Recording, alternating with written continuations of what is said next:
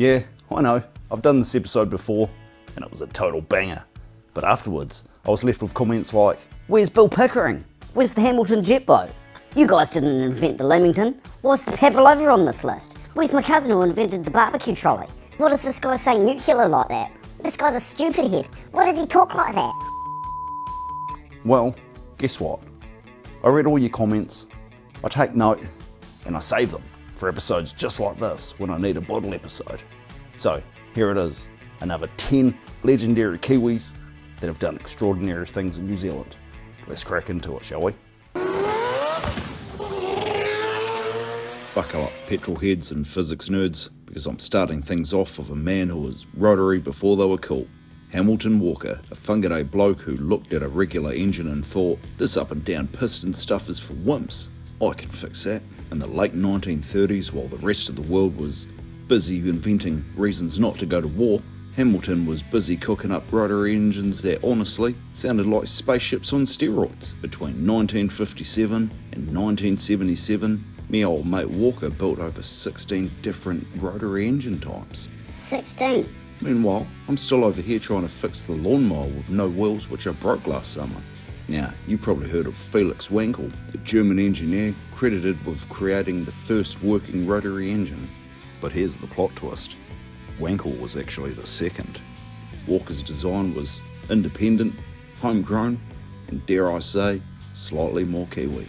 But despite pioneering an engine design that would go on to influence Mazda's RX series and inspire decades of races, Walker didn't really get the fun, because in classic New Zealand fashion, we're great at inventing stuff, but we'd rather not talk about it in case someone thinks that we're bragging. Righto, now for the ultimate Kiwi invention that answers the question that nobody knew they needed answering. How do you make a decent cuppa when you're stuck in the middle of nowhere? Possibly the desert or in the middle of a war zone. Meet our old bud, John Ashley Hart, a humble Auckland plumber. In the late 1920s, Hart whipped up the Thurat portable boiler, a cone-shaped chimney water boiler that could boil up to 12 cups of water in about 5 minutes. Think of it like the OG camping kettle, but smarter. You light a fire underneath it, and clever airflow does the rest. It was so good that during World War II, soldiers in North Africa gave it the nickname the Benghazi boiler. But here's the kicker, the thermite is still being made today. Almost 100 years later, Kiwi campers worldwide still swear by this simple, rugged, and reliable little marvel.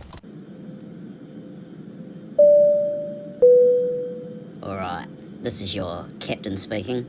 Get ready for landing. Make sure that your seat is in the upright position and your tray tables are locked and ready for landing. Because this one's a classic Kiwi, beat it to the world story. While the Wright brothers get all the credit for inventing the airplane, here in New Zealand, we have Richard Pearse, a South Canterbury tinkerer who may have just beaten them to the skies, if only someone had been paying better attention. Between 1902 and 1904, Dick built his own personal powered monoplane. He designed it, engineered it, and tested a machine that could take off. It was a bit rough around the edges. Think of it like a homemade push bike with cardboard wings and paper flaps. He flew about 140 metres before crash landing into a hedge. Locals say he managed short hops across the field, and some reckon it was even before the Wright brothers' famous flight in 1903. The trouble was, Pearse wasn't great at writing things down or making neat records, so historians argue whether he was the first or just really close. But hey, who needs paperwork when you're busy trying to escape the Earth before it was cool? So, are you saying the Wright brothers didn't fly first? Of course I am, because Dickie might have casually beaten them to it in a paddock and then said nothing, because Kiwis hate attention almost as much as they hate Auckland. Meet Sir Harold Gillies, born in Dunedin in 1882, raised with good southern manners, and apparently the ability to completely reinvent modern plastic surgery while also rocking one of the most porno doctor moustaches ever captured on film. Basically, he invented the before and after photos you see on the plastic surgery ads, except his before shots were from World War I battlefields. Gillies was a genius surgeon who saw the horrific injuries soldiers suffered and thought, come on moustache, we can fix this. His most iconic invention? The tubed pedicle flap, a revolutionary method of transferring skin from one part of the body to another while keeping it alive the whole time. It allowed surgeons to reconstruct entire faces, lips, noses, eyelids, and restore not just the function, but the dignity to thousands of wounded men who otherwise would have been hidden away like ghost stories in trench coats. For all of this, he was knighted, honoured globally, and hailed as the father of modern-day plastic surgery. So, you know those face-melting guitar solos that sound like a banshee screaming into a meat grinder made out of lightning? Yeah, well, you can thank a Kiwi for that. Meet Paul Crother, the mad genius who invented the Hotcake foot pedal. And no, it's not a tasty breakfast item. Crother started as the drummer for Split Enz, and when he wasn't smashing his drums, he was in the back of the tour van, tinkering with electronics. Back in the day, guitarists had to settle with whatever tone they could wrestle out of their amps. But Paul said, nah, I can do better than that, and he created the first prototype for fellow bandmate and Split Enz guitarist. Fast forward a wee bit, and he cranked out a foot pedal that let musicians control the sound on the fly, changing their tone faster than you can say rock and roll. It was handmade, unique, and had that perfect Kiwi charm. The pedal quickly became a legend, used by names like Crowded House, Noel Gallagher, and Sonic Youth. Every single Hotcake pedal is still handmade by Crother. It even has a signed autograph from the maker himself. Right folks, so we've gone from aircrafts to overdrive pedals, but now it's time to get real. Let's talk about Sir Ray Avery, the man who didn't just think outside the box, he redesigned the box into a baby-saving miracle machine. Born in England, but quickly adopted by New Zealand like a stray cat, Sir Ray Avery made it his mission to level the medical playing field.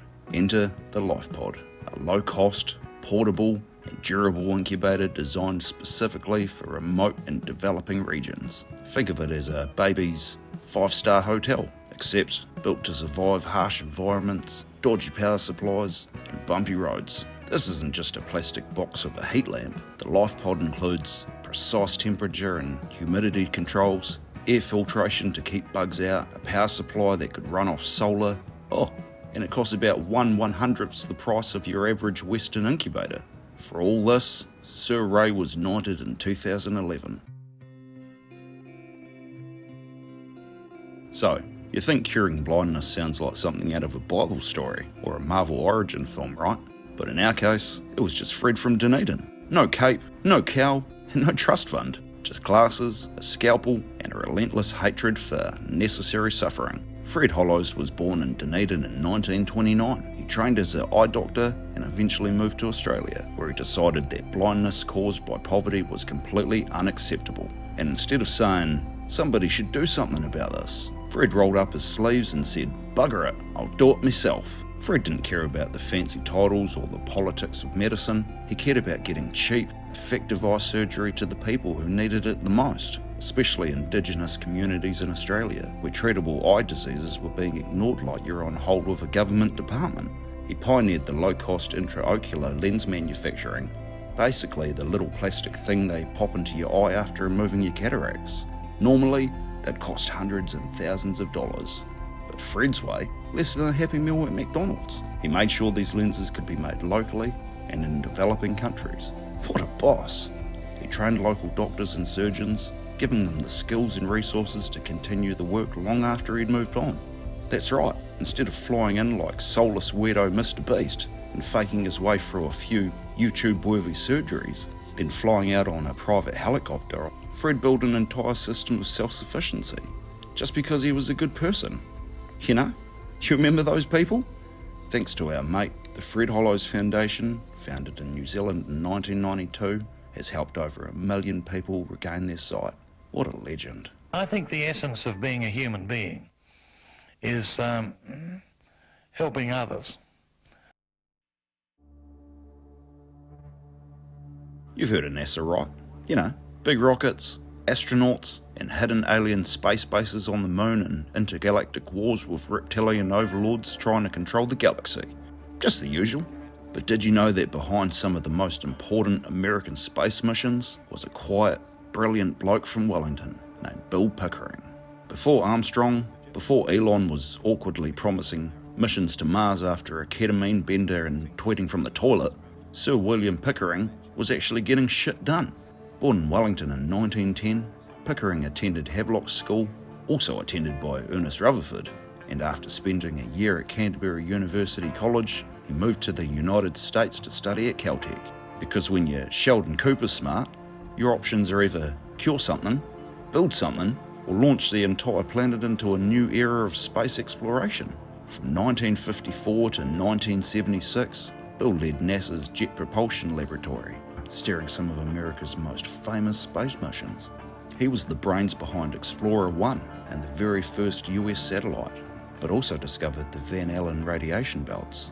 But Bill didn't stop there. Under his watch, NASA launched the Ranger, Surveyor, Mariner, and Voyager missions. Basically, Bill was the guy who helped America's space program grow up. And after a decade of rocket science, he returned home to New Zealand and spent his time supporting schools and inspiring the next generation of space nerds. Are you ready for some high-octane, two-wheeled badassery? Well, meet John Britten, the Kiwi who took one look at a modern 90s motorcycle, then locked himself in the garage over the weekend with Creed blasting while he polished off 24 beersies, and woke up on Sunday with the Britten V1000, a bike so revolutionary it made big manufacturers sweat in their special place. But what made it special? Well, instead of using the usual heavy steel frame, Britten created a frameless chassis, using the engine as a stressed member. That's what she said. Basically turning the bike into a lean, mean, carbon Kevlar machine. The wheels, forks, and swing arm were made from carbon composites, cutting the weight and boosting the speed. With a 990cc V-twin engine packing 166 horsepower, this bike was the ultimate Kiwi rocket on two wheels. Only 10 were ever made, making it rarer than my patience. But Britten's innovations weren't just cool, they influenced motorsport and aerospace designs worldwide. Right, let's hear it for those honourable mentions. Weta Workshop, the Jetpack, the Blowcart, the Mixer, the Schweb, and Lucy Lawless, inventor of my childhood crush. Alright, chuck on your life jacket, buckle your seatbelts, and hold on to your sunnies, because we're ending this epic journey with a line of pure Kiwi speed. Meet Bill Hamilton, born on the 26th of July in 1899 in Ashwick, a 45,000 acre sheep station near Fairlie, South Canterbury. He's the bloke who took casual Sunday boating from let's pedal carefully to hold my beer honey and watch me to a burnout on water.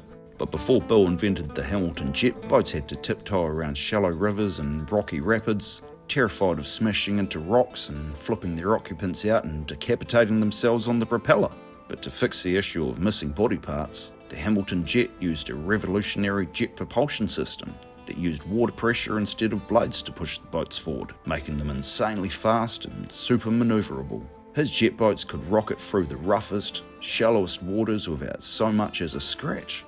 Today, Hamilton jets are powering everything from rescue boats to luxury yachts across the globe, proving that Kiwi innovation doesn't just float, it flies over the water. So there it is. We've come to the end. That's our list of 10 legendary Kiwis. If you got anything out of this video, you might want to check out my other video of 10 legendary Kiwis here. Or you can see another time when we've bet the world here.